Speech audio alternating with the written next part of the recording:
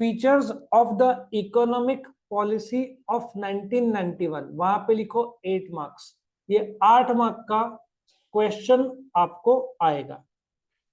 Now एक छोटा सा हिस्ट्री कि इकोनॉमिक पॉलिसी क्यों लाना पड़ा गवर्नमेंट। कारण नंबर 1, अपने पास 2 से 3 हफ्ते का फॉरेन एक्सचेंज बचा था 1991 में इंटरनेशनल लेवल पे।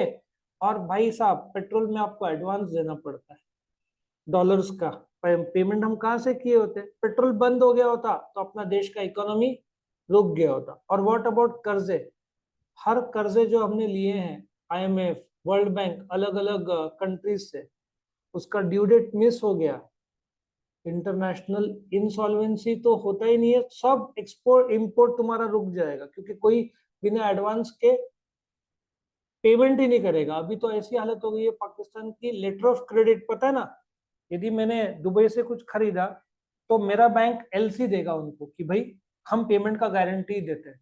नॉर्मल है, प्रोसीजर है, इंडिया में देता है बैंक। पाकिस्तान में बैंक्स एलसी भी देने को भी डर रहे हैं क्योंकि पैसा ही नहीं है उनके पास। ये हालत में इंपोर्ट भी हो नहीं पा रहा है, और इंपोर्ट नहीं हो पा रहा है तो देश चलेगा कैसे। तो ये सब सिचुएशन देखकर जो अपने हालत डी लाइसेंसिंग, अब ये क्या किया, पहला फीचर उस समय मैं बात कर रहा हूँ 1991 से पहले, तुमको कंपनी शुरू करना है तो किसके पास जाओगे, सेंट्रल गवर्नमेंट के पास लाइसेंस के लिए। मेरे मन में आता है कि जब तुम रजिस्ट्रार ऑफ कंपनीज के पास रजिस्ट्रेशन कर रहे हो तो लाइसेंसिंग की क्यों जरूरत। लॉजिक समझ में आ रहा है। अब सेंट्रल गवर्नमेंट के पास लाइसेंसिंग की फाइल गई तो 1-2 साल से कम नहीं, तो ये प्रोसीजर चलता था। नया फैक्ट्री डालना मतलब 150 लाइसेंसेस, रजिस्ट्रेशंस, प्रोसीजर्स था, तो लोग शुरू ही नहीं करते। आजकल कैसा सिंगल विंडो क्लियरेंस, महाराष्ट्र में एक विंडो में डॉक्यूमेंट भरो, बाकी सब ऑटोमेटिक वहां से ट्रांसमिट हो जाता। उस समय नहीं था। गवर्नमेंट ने क्या किया, लाइसेंस का यही हटा दिया कि हमारे पास लाइसेंस के लिए आओ ही मत, ठीक है। उस समय 18 स्पेसिफाइड इंडस्ट्रीज को बोलते हैं ना स्ट्रेटेजिक इंपॉर्टेंस, और सबको लाइसेंस लगता था। गवर्नमेंट ने कट करते करते लास्ट के 4 रखे, इन 4 बिकॉज ये इंपॉर्टेंस है देश के लिए, बाकी लाइसेंस के लिए आओ ही मत, डायरेक्टली शुरू करो, टाइम कम हो गया, समझ में आ रहा है। तो नया एजुकेशन पॉलिसी के तहत गवर्नमेंट ने क्या किया, सबसे अच्छा काम किया, लाइसेंसिंग रिक्वायरमेंट ही हटा दिया एक्सेप्ट फॉर कौन से electronic, aerospace and defence equipment. Defence equipment थोड़ा इंपॉर्टेंट चीजें हैं, ठीक है ना, industrial explosives, hazardous chemical, drugs and pharmaceuticals और सिगरेट्स, ये 4। इसके अलावा लाइसेंस की जरूरत है नहीं। लाइसेंस की जरूरत नहीं है मतलब भाई रजिस्ट्रार ऑफ कंपनीज एक्ट के पास आरओसी का रजिस्ट्रेशन करना पड़ेगा, जीएसटी नंबर लेना पड़ेगा, पैन कार्ड, वो रजिस्ट्रेशन प्रोसीजर करना पड़ेगा। बट सेंट्रल गवर्नमेंट के पास लाइसेंस के लिए मत जाओ। दूसरा, एबॉलिशन ऑफ एमआरटीपी एक्ट, ये मैंने स्टडी किया था, मेरा आईसीडब्ल्यू इंटर चल रहा था, तो अभी तो उन्होंने डिलीट ही कर दिया। ये बड़ा अजीब एक्ट था। कोई मोनोपोली है तो उसको मोनोपोली रहने देने का नहीं, कोई ट्रेड प्रैक्टिस गलत तरीके से कर रहा है तो गवर्नमेंट ने एक्ट को एबोलिश कर दिया और एक नया कंपटीशन एक्ट, एक कंपटीशन कमीशन बिठा दिया कि तुम यदि डाल रहे हो कि जियो डाल रहा है कि एयरटेल से हम बेहतर है, तो ये आसानी से अलाउड नहीं करते। मेरे टाइम में बहुत एड्स आते थे, तभी ह्यूंडई जस्ट लॉन्च हुआ था, या मारुति, ये लोग क्या करते थे, मारुति, ह्यूंडई, 4-5 कंपनीज का कंपैरिजन करते थे। अब ये ऐड नहीं दिखते, कंपटीशन कमीशन ये आराम से अलाउड नहीं करता, क्योंकि आजकल एक एक गाड़ी के 16-16, 18-18 मॉडल होते हैं। तुम टॉप मॉडल उसका और इसका बॉटम मॉडल कंपेयर करोगे तो पॉसिबल ही नहीं है। समझ में आ रहा है। तुमको अमेजन शॉप करते हुए कंपैरिजन मिलेगा सिमिलर टाइप ऑफ फोन्स का, ठीक है ना, या S23 और तुम्हारा आईफोन 14 प्रो मैक्स का पॉसिबल है वो दिखाना, लेकिन तुम ऐड नहीं कर सकते अभी इतने आसानी से। कुछ लोग दिखता है मुझे, बट बोलते ना एमआरटीपी एक्ट और बाद में कंपटीशन कमीशन ने बहुत टाइट कर दिया इसको। और अभी तो नए कायदे, कोई एक्टर ने जो एड में आ रहा है ना, बाद में पता चला प्रोडक्ट हार्मफुल है तो एक्टर पर भी केस होता है। अभी नया जो कायदा है, इसका मतलब एक्टर कोई भी इसमें ऐड नहीं कर सकता, यदि किया तो वो भी जवाबदार माना जाएगा। पहले एक्टर जवाबदार नहीं माने जाते थे, कंपनी जवाबदार, और मेरे ख्याल से बहुत अच्छा कर दिया। एक्टर कोई भी चीज प्रमोट करेंगे, यंगस्टर्स उनको ही फॉलो करेंगे, ठीक है। तीसरा, encouragement to small sector. Now small sector में हमने क्या देखा था, ओसी में याद है, एमएसएमई देखा था, micro small and medium enterprises. India में कितने कंपनीज है, 12 लाख। स्मॉल सेक्टर कितने हैं, लाखों करोड़ों है। तुमको विश्वास नहीं होगा, लिज्जत पापड़ जैसा एक छोटा सा संस्था जो 15, 20, 50 रुपए में शुरू हुआ था, आज 1000 करोड़ के ऊपर का ऑर्गेनाइजेशन बन चुका है। अमूल पता है ना कितने का टर्नओवर करता है वो साल का, 20,000 करोड़ का टर्नओवर करता है। सबने शुरुआत छोटे से किया। इन्होंने क्या बोला, इन्वेस्टमेंट लिमिट 5 करोड़ का, टैक्स उनपे कम लगता है, ठीक है ना। स्मॉल सेक्टर को एनकरेज किया क्योंकि अपना 40 to 50% एक्सपोर्ट्स इनके थ्रू होता है, स्मॉल स्केल इंडस्ट्री के थ्रू होता है। तो गवर्नमेंट ने क्या किया, इसको एनकरेज किया। और एक बात बताओ, शार्क टैंक सेकंड सीरीज तो मैं नहीं देख पाया, वन मैंने कुछ एपिसोड्स देखे, सबके सब तो स्मॉल में आएगा ना, सब 100-100 करोड़ कौन मांगता है, 50 लाख फॉर 10%, मतलब उसका वैल्यूएशन निकलता है, वैल्यूएशन निकलता है, इन्वेस्टमेंट उतना नहीं होगा। तो सब शार्क टैंक में जो आते हैं स्मॉल स्केल में रहते हैं ना।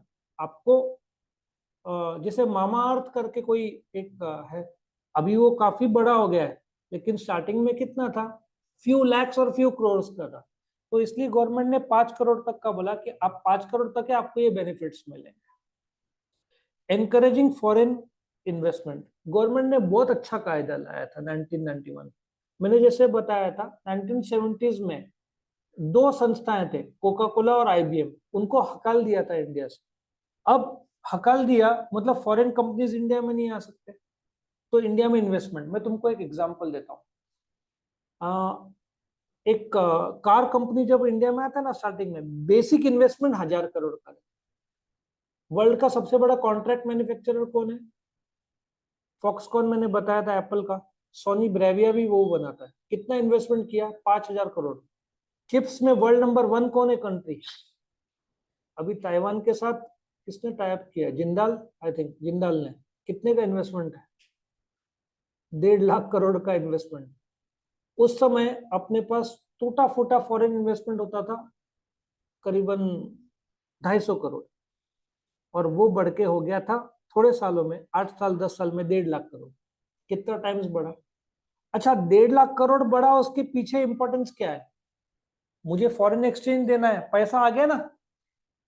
अपना देश फॉरेन एक्सचेंज में ध्यान देने की जरूरत नहीं है, बाकी चीजों में ध्यान देगा, नहीं तो बार बार आईएमएफ के पास, जो पाकिस्तान का हो रहा है, चाइना से मांगा, आईएमएफ से मांगा, वो लोग अभी फॉरेन एक्सचेंज में अटके हुए, क्योंकि उनका तेल क्रूड ऑयल उनके पास भी नहीं है, उनको इम्पोर्ट करना पड़ता है। तो उसमें वो लोग अटक गए। अभी अपन फॉरेन एक्सचेंज जो है आरबीआई देखता है, और अपने पास फॉरेन एक्सचेंज का दिक्कत ही नहीं है। तो ये जो फॉरेन इन्वेस्टमेंट बहुत जरूरी है, क्योंकि सबसे इंपॉर्टेंट है फॉरेन टेक्नोलॉजी आ रही है। आज अपने कार के जो क्वालिटीज है, ये सब फॉरेन के लोग आ गए, वरना एम्बेसडर ये सब जो पेंट करते थे ना, उस समय के जो कार दिखते थे ना, ऐसा लगता था इधर डार्क है, इधर थोड़ा लाइट पेंट हुआ। अभी देखो सब सरीखा दिखता है। अभी क्या आ गया पता है, पेंट बूथ, गाड़ी को डाला, पेंट होके बाहर निकलती है। अभी तो सब वर्ल्ड क्लास ड्यू पॉइंट का टेफ्लॉन कोटिंग आ गया है। टेफ्लॉन कोटिंग से एक उसको कवर मिलता है ना, तुम्हारा बैक कवर है, वैसे ये जो गाड़ियों का टेफ्लॉन कोटिंग है, उसमें आई थिंक 3M नंबर 1 माना जाता है, अमेरिकन कंपनी। बट इंडिया को तो टेक्नोलॉजी से मतलब है।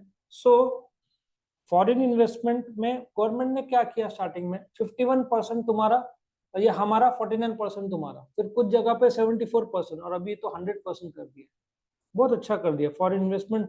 आज फॉरेन इन्वेस्टमेंट में चाइना था नंबर 1, अभी क्या हो गया है, इंडिया, क्योंकि पॉलिटिक्स स्टेबल है, गवर्नमेंट हिल नहीं रहा है बार बार।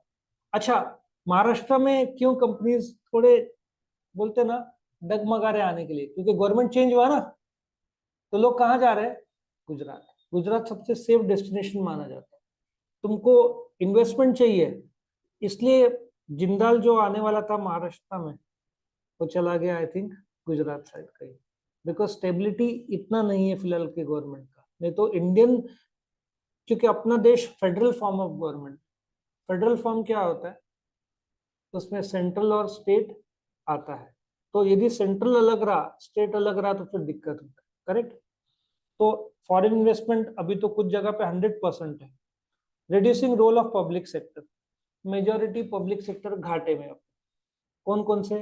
BSNL 50,000 करोड़ का कर्जा, MTNL, एयर इंडिया ने तो 12-14 साल में 2 लाख करोड़ का घाटा, मतलब लॉस कर्जा किया। तुम्हारा BHEL वो भी लगभग घाटे में ही है। सो पब्लिक सेक्टर से गवर्नमेंट ने क्या किया, धड़ाधड़ शेयर्स बेचने शुरू कर दिए। पब्लिक सेक्टर मतलब क्या? गवर्नमेंट का शेयर्स का पैसा।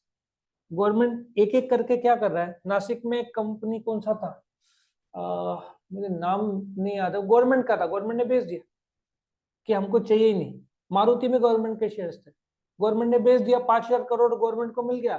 अभी मारुति पूरे तरीके से प्राइवेट लिमिटेड, मतलब प्राइवेट सेक्टर में आ गया। It's a public limited company but private sector में आ गया। गवर्नमेंट का शेयर्स मारुति में नहीं। तो ऐसे एक HL में 100% था, अभी कम होकर कुछ 90% में आ गया, 10% पब्लिक के पास आ गया। धीरे धीरे गवर्नमेंट शेयर्स बेच रहा है। इसका टेक्निकल टर्म कोई बता सकता है? गवर्नमेंट पब्लिक सेक्टर के शेयर्स पूरा या आधा या जितना बेचता है, उसको क्या बोलते हैं? एक वर्ड है उसके लिए, and that word is called as disinvestment. क्या बोलते हैं? LIC का भी अभी डिसइन्वेस्टमेंट किया था। पूरा का पूरा LIC बेचा होता ये पब्लिक को, तो 10-1 लाख करोड़ गवर्नमेंट को मिल गए होते। बट एक झटके में नहीं कर सकते LIC को, इसलिए गवर्नमेंट ने 5-10% शायद किया। फिर 1-2 साल बाद और धीरे धीरे, और एक जमाने में ऐसा आना चाहिए कि गवर्नमेंट का holding should be 0। Air India government का था ना, बेच दिया ना। कितने में बेचा? कितने में बेचा गवर्नमेंट ने? 18,000 करोड़ में बेचा, लेकिन टाटाज ने कर्जा नहीं लिया, तो गवर्नमेंट को 18,000 करोड़ मिला, और फिर गवर्नमेंट ने 60,000 करोड़ का कर्जा चुकाया एयर इंडिया। ये हालत है अभी गवर्नमेंट को। एयर इंडिया घाटा, अभी देखो क्या था, हर साल एयर इंडिया घाटे में जाता था 20-25-30 हजार करोड़। कौन टैक्स के पैसे से देना पड़ता था? 20 साल से गवर्नमेंट तंग आ गया था, 2 लाख करोड़ गवर्नमेंट ने दिए, एयर इंडिया को जिंदा रखा। अभी किसने टेक ओवर किया? टाटाज ने। जैसे टेक ओवर किया, तुरंत शुरू हो गया फेसबुक पे आना, फ्लाइट्स टाइमली निकलना, सब प्रोफेशनल कर दिया। जो भी पायलट्स, उनको स्ट्रिक्ट इंस्ट्रक्शन दिया कि फ्लाइट्स टाइम में उड़ेंगे। एयर इंडिया भी धीरे धीरे प्रॉफिट में, शायद पहली बार ये थोड़ा सा प्रॉफिट में आ गया एयर इंडिया। कितना आसान था, गवर्नमेंट से हटके किस में आ गया? प्राइवेट। फिर ट्रेड लिबरलाइजेशन। SEZ क्या होता है? कोई जानता है? Special economic zone. बॉम्बे में सांता क्रूज में एक है, सिप्स बोलते हैं, Santa cruise electronic export processing zone. ये एक ऐसा एरिया रहता है कुछ किलोमीटर का, जहां से एक्सक्लूसिव सिर्फ एक्सपोर्ट होता है। गवर्नमेंट इस जगह को जबरदस्त सपोर्ट देता है। इंपोर्ट करेंगे तो टैक्स लगेगा नहीं, ग्रीन मतलब फटाफट आएगा, फटाफट एक्सपोर्ट करेंगे। तो SEZ बॉम्बे में है, हैदराबाद में है, बैंगलोर में है, नासिक में एक्सपोर्ट ओरिएंटेड यूनिट्स है सॉफ्टवेयर के। मतलब यहाँ से तुम एक्सपोर्ट करो, तुमको GST लगेगा नहीं, तुमको गवर्नमेंट सस्ते में लोन देगा, सस्ते में जगह देगा। तो ये जो है ना चाइनीज कंसेप्ट है। शेंजन करके एक जगह है चाइना, उधर से चाइना ने शुरू किया है SEZ। इंडिया को लगा बहुत अच्छा कंसेप्ट है, तो इंडिया ने अडॉप्ट किया। आज अभी नया कंसेप्ट आ रहा है एग्रो एक्सपोर्ट जोन, क्योंकि गवर्नमेंट को समझ में आ गया है एग्रीकल्चर भी बहुत बढ़िया जरिया है। तुमको एक हिसाब बताता हूँ, जब इंडिया पाकिस्तान के संबंध अच्छे थे, तो इंडिया पाकिस्तान को प्याज बेचता था कितने रुपए किलो? 30 रुपए। सेम प्याज अभी पाकिस्तान और इंडियन गवर्नमेंट के बीच में डिफरेंस ऑफ ओपिनियन है। तो पाकिस्तान इंडिया का प्याज खरीदता है वाया दुबई। इंडिया पहले दुबई बेचता है, ठीक है, दुबई से वो पाकिस्तान आता है, और इट बिकम्स 240 रुपीज के, और वही मार्केट में बिकता है 320। इसका कारण है, दुबई जब जाता है, दुबई पाकिस्तान को बिल करता है डॉलर्स में, और डॉलर का रेट उनका 262 हो गया है। हिसाब समझ में आ रहा है? तो इसके वजह से जो एक तो डायरेक्टली इंडिया से पाकिस्तान जा सकता था, वो वाया दुबई जा रहा है। एक और एग्जांपल, अदरक कितना मिलता है 50 रुपीज में, जो भी है वही सेम अदरक पाकिस्तान, सब इंडिया का आता है वहां पे 500 रुपीज, 10 टाइम्स ज्यादा कॉस्ट, क्योंकि वाया वो दुबई के चैनल्स में जाता है। सो ये जो SEZ है, उससे तुम डायरेक्ट एक्सपोर्ट करो, कितना अच्छा, और रॉ मटेरियल भी इंपोर्ट करो। तुमको सपोजिटली पेन बनाना है, बहुत सारे चीज बाहर के होंगे, निब ताइवान से होगा, तुम इंपोर्ट करो, हम टैक्स नहीं लगाएंगे, तो तुम best of raw material, best of world का यूज करो, ऐसा कर दिया। Reforms in insurance sector. Now insurance में टॉप मोस्ट संस्था कौन है? जैसे बैंक्स का राजा RBI, वैसे इंश्योरेंस का राजा कौन है? IRDA। फुल फॉर्म क्या है?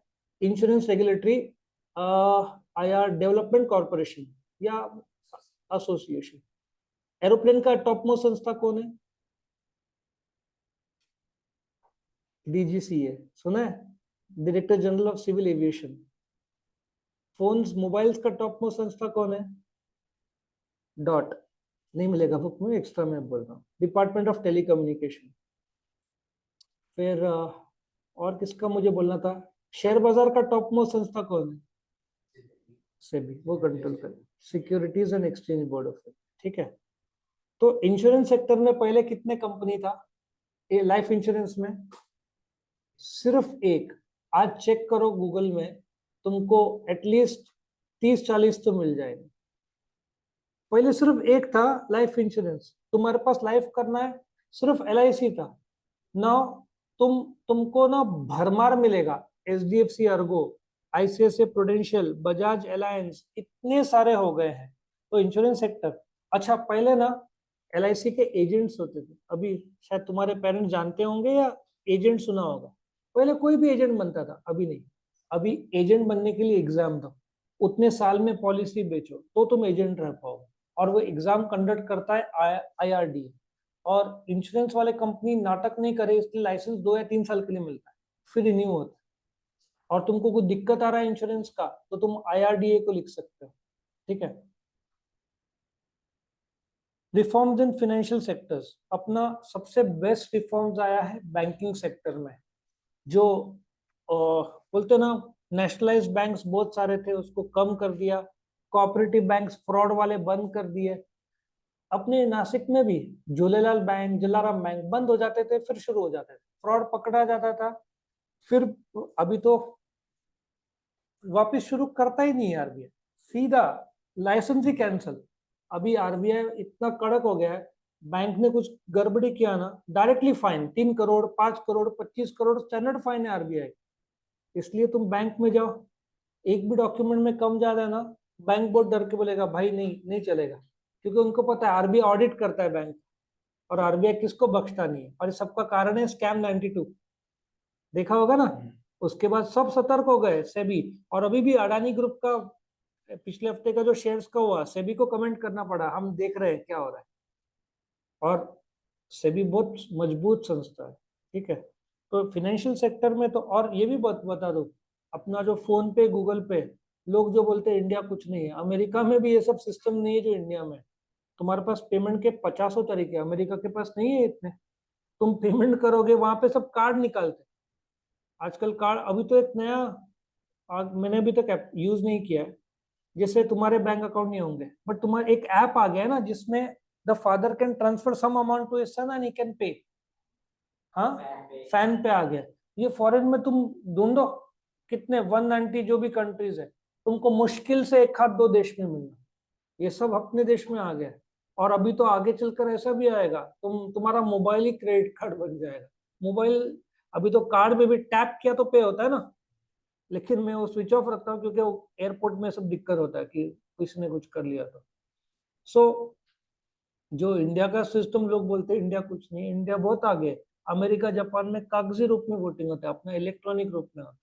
और वो इलेक्ट्रॉनिक वोटिंग में इंटरनेट नहीं चलता है, क्योंकि इंटरनेट में लोग मैनिपुलेट कर सकते हैं। फिर भी जो पार्टी हारता है वो इल्जाम लगाता है कि इसमें मैनिपुलेट किया हुआ। तो मैनिपुलेट कैसे करोगे, नेट है ही नहीं उसमें।